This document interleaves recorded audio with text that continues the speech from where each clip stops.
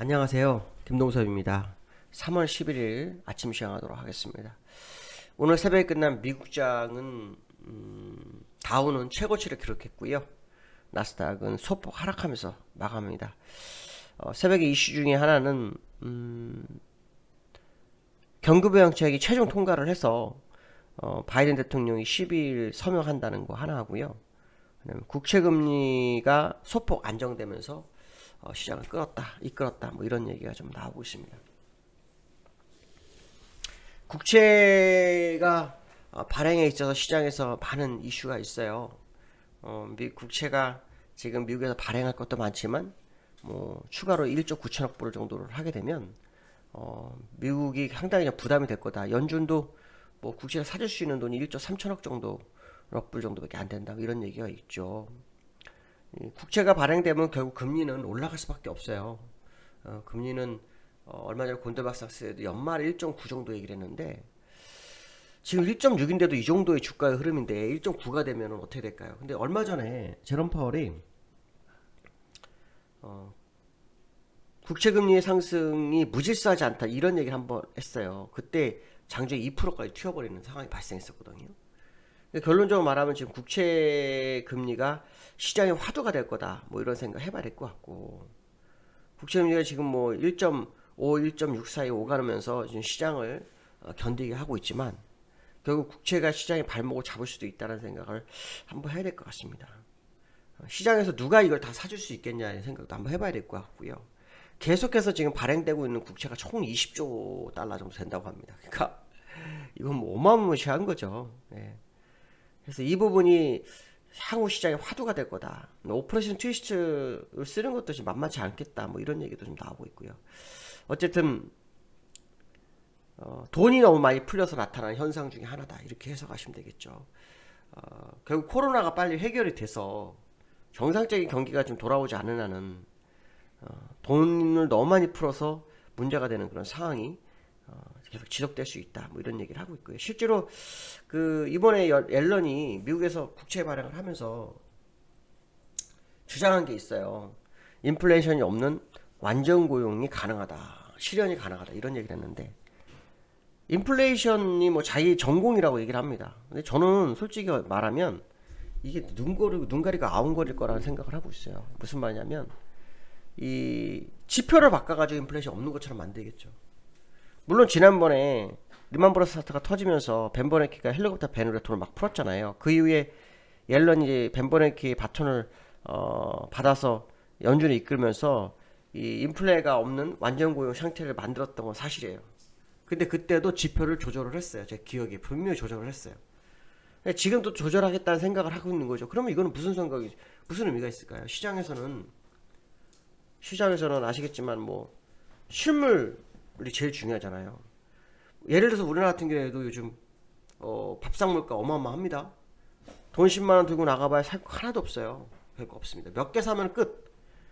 예전 같은 다르죠. 그렇다고 뭐 임금이 그만큼 많이 오르는 그런 상황도 아니죠. 근데 인플레이션 제재라고 2%가 안 넘을 거라고 이런 뭐 얘기를 합니다. 얼마나 뛰어난 능력인지를 한번 좀 지켜봤으면 좋겠다 이런 생각이 들고 있고요. 사실 이 인플레 때문에 지금 시장에서 말이 많아요. 왜냐하면 인플레 우려가 과하다라는 주장하는 쪽이 있고 심상치 않다라는 그 주장을 하고 있어요. 그러니까 과하다라고 얘기하는 사람 쪽은 뭐냐면 고용 없는 경기 회복 단계이기 때문에 물가 상승이 반짝 효과다 이런 얘기를 하고 있고요. 물가가 심상치 않다는 데서 뭐 천문학적인 돈을 풀었기 때문에 결국 물가 오를 거다. 저는 두 번째 쪽에 맞다고 봐요. 첫 번째 쪽으로 물가가 없다는 식으로 끌고 가면은 시장에 안정은 주겠지만 일반 서민은 다 죽는 거지. 진짜 시장에 있는 사람은 되게 힘들거든요. 어렵죠. 요즘 뭐 진짜 우리나라 예를 들어 단순하게 머리 한번 깎으라고 다뭐 웬만하면 2만 원입니다. 물론 싼 데도 있어요. 싼 데도 있지만 전체적으로 다 올라가는 추세고 그런 상황 속에서 인플레가 없을 거다라는 생각은 뭔가 잘못됐다는 거죠. 눈속임의 지표가 아니면 불가능하지 않을까 뭐 이런 생각도 좀 해봐야 될 것 같다. 자, 어쨌든 중요한 것은 뭐냐면 국채 발행은 일단 되는 것 같습니다. 왜냐하면 이제 경기부양책이 진행이 됐으니까요. 문제는 뭐냐면 금리가 어떤 식으로 흘러가는지는 정말 중요할 것 같다. 제가 볼 때는 금리가 상당히 좀 빠르게 오를 수 있다는 생각을 한번 해봐야 되지 않을까 이렇게 말씀드릴 수 있고요. 두 번째로는 이제 기술적 분석으로 미국을 한번 보도록 하겠습니다. 나스닥 같은 경우에는 지금 오늘 소폭 하락했잖아요. 이 주봉인데 일단 20주선에서의 움직임, 뭐 별반 움직임이 없죠. 일봉상으로 보면은 오늘 보합에서요, 장중한테 1.5%까지 갔었네요. 1.5%까지 갔다가 60에서 맞고 밀리는 모습이었다라고 보시면 될 것 같고, 다우가 오늘 아직 업데이트 안 됐는데요. 업데이트는 여기를 돌파를 했어요. 제가 지난번에 32,800까지는 좀 뭔가 좀 보인다 했는데 오늘 32,000대 안으로 넘어갔습니다. 2,000대 넘어갔고, 지난번 고점이 32,150이었는데 그 근처 어디까지 가는 상황이었어요. 32,200 정도까지 안 갔습니다. 그러니까 요 정도 높이가 되는 거죠. 요 정도 높이. 그래서 일단 다우가 또 시장이 새로운 모습을 보여주고 있다 생각할 수 있죠. 다우 차트는 제가 이제 여기 선을 그었는데 이게 32,800 정도가 있어요. 요 위에 거기까지 지금 공간이 갈 수 있는 상황이 아닌가 이런 생각도 해보고 있는데, 어쨌든 지금 다우가 힘을 내고 있는 건 사실이죠. 근데 여기서 우리가 중요한 것은 뭐냐면 이건 월봉이라는 거죠. 월봉 기준으로 마무리가 되려면 31일까지 아직도요 엄청난 시간이 남았습니다. 약 3주, 3주 정도가 남았습니다. 3주. 많이 3주가 남았기 때문에 상황을 좀 더 봐야 될 것 같습니다. 미국도 지금 사실 시장이 만만치 않습니다. 만만치 않아. 한순간에 빠지기도 하고 한순간에 오르기도 하는 그런 상황인데요. 이 금리가 올라가면서 만약에 올라가게 되면은 나스닥은 많이 빠지잖아요. 그러니까 다우가 올라도 나스닥이 많이 빠지게 되면 성장주가 많은 나스닥이 빠지게 되면 우리나라 같은 경우는 상당한 영향을 좀 받을 수 있거든요. 그러니까 이런 부분도 한번 생각해 봐야 되겠다. 이렇게 보시면 될 것 같고요. 두 번째로는 오늘 봐야 될 게 뭐냐면 환율 약세 흐름인데요. 환율이 되게 중요해요. 원달러 보시면 지금 월봉도 올라섰죠. 주봉도 지금 뭐 이렇게 기준선 뚫었어요. 기준선 값이 1136원. 소폭 눌릴 수 있는 공간이긴 한데 제가 볼 때는 뭐 큰 문제 없을 거라고 판단이 쓰고 있어요. 그래서 현재의 원달러의 흐름은 상당히 그 약세 방향으로 강한 그 흐름이거든요. 보통 이런 경우에는 이 수평으로 가는 60주선을 돌파하는 경우가 굉장히 많거든요. 최소한 60주선까지는 가거든요. 최소 60주선 1167원 정도 되니까 지금보다도 뭐 25원 이상 일단 올라가야 되는 거죠. 그래서 이 원달러의 약세 흐름을 매일 관찰을 하셔야 될 거예요. 왜냐하면 여기 이렇게 빠졌다가 이렇게 올라오는 이 단계가 그냥 갑자기 V자가 아니라 쌍바닥을 만들고 눌렀다가 올라오는 거기 때문에 이거는 그 단기적인 뭐 어떤 이벤트에서 올라가는 상승이 아니다라는 거죠. 왜냐하면 하락을 마무리하고 바닥을 딛고 올라가다 눌림을 받고 오르는 거기 때문에 이거는 이게 일봉이 아니라 주봉이라는 거죠. 단기적으로 급락이 나오거나 그 상황은 좀 쉽지 않다라는 거죠. 그래서 그 얘기는 뭐냐면 시장에 상당한 영향을 미칠 수 있는 흐름이 있을 수 있다. 그렇기 때문에 좀 자세히 흐름을 좀 보셔야 되는데요. 오늘 새벽에 끝난 원달러는 좀 제법 빠졌어요. 고점 대비로. 오늘 어제 끝난 거 1142원이었는데 약 47원 정도에 끝났어요. 37원 정도. 그러니까 5원 정도 빠졌습니다. 5원 정도. 근데 요즘 뭐 오른 거에 비하면은 뭐 5원 빠진 것도 아니죠. 자, 어쨌든 약간의 그 원달러의 흔들림이 미국 역외 환율에서 좀 일어나긴 했는데 그래도 이 흐름에 대해서만큼은 계속 무시해서는 안 될 거다. 뭐 이런 말씀을 좀 드리고 싶고요. 그다음에 이제 세 번째로는 옵션 만기 포지션이에요. 오늘 뭐 삼성전자도 뭐 잠깐 얘기해 드릴 건데 지금 그 옵션 만기 포지션이 되게 중요해요. 왜냐면 오늘이 쿼드러블이에요.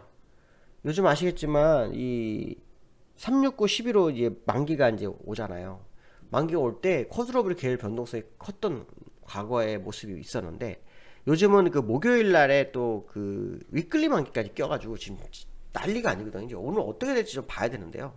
이 옵션 선물 이게 전체적인 포지션의 구조 요즘 뭐 잘 맞지 않는다 뭐 이래도 어디 확인을 해봐야 되죠.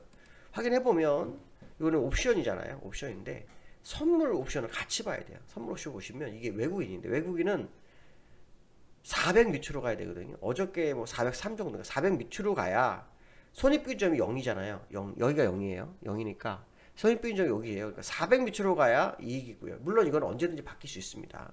그다음에 개인은 수평이에요. 개인은 의미가 없고 기관하고 딱 맞상대하죠. 기관도 얼마냐면 401.20이에요. 그러니까 지금 전체적으로 기관이 외국인보다는 손익분이 좀 위에 있는 그런 상황이에요. 두 개의 싸움. 그러니까 외국인은 다시 402.70, 기관은 402.70, 기관은 이제 외인은 400 밑 이렇게 됐어요. 그러니까 지금 현재 중간 지수가 2.6포인트가 떠 있는 상태다. 그러니까 여기서 지금 싸워야 되는 그런 상황인데 어떤 식의 싸움이 나올지는 봐야 되겠죠. 근데 코스피 200 기준이니까요. 403.50이에요. 그러니까 지금 현재는 기관이 월등하게 지금 이익을 가져가고 있는.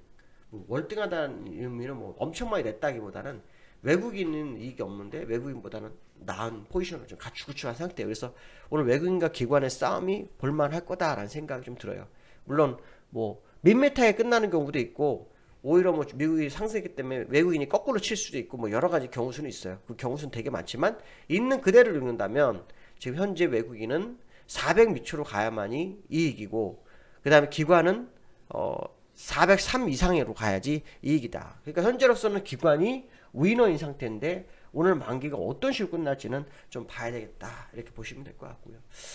제가 오늘 멀티에서 방송한 것 중에 하나가 삼성전자인데 삼성전자가 지금 8만 원이 왔다 갔다 하고 있어요. 이게 지금 이 지수하고 코스피하고 거의 같아요.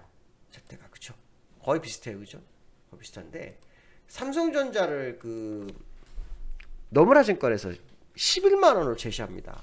11만 원. 이유는 딱 하나예요.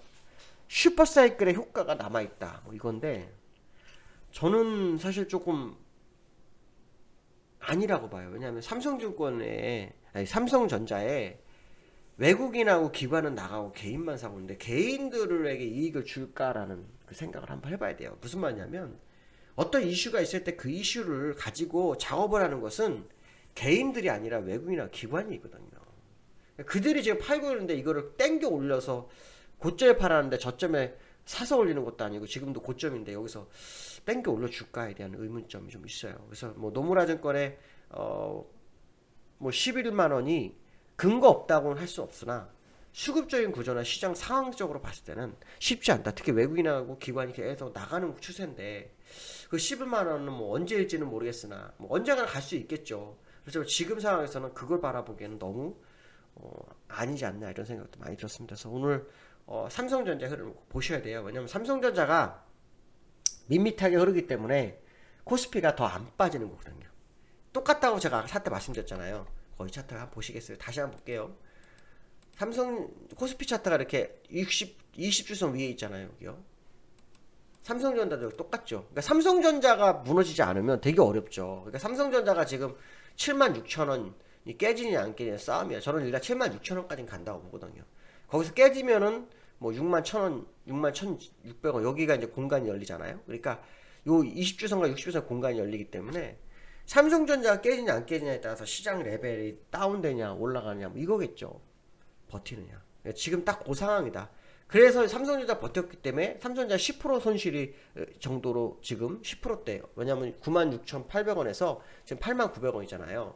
그러면 얼마예요? 약 뭐 16,000원 정도니까 이 정도밖에 손에 안 났지만 다른 종목은 지금 뭐 장난 아니거든요. 30% 뭐 40%까지도 갔으니 벌써.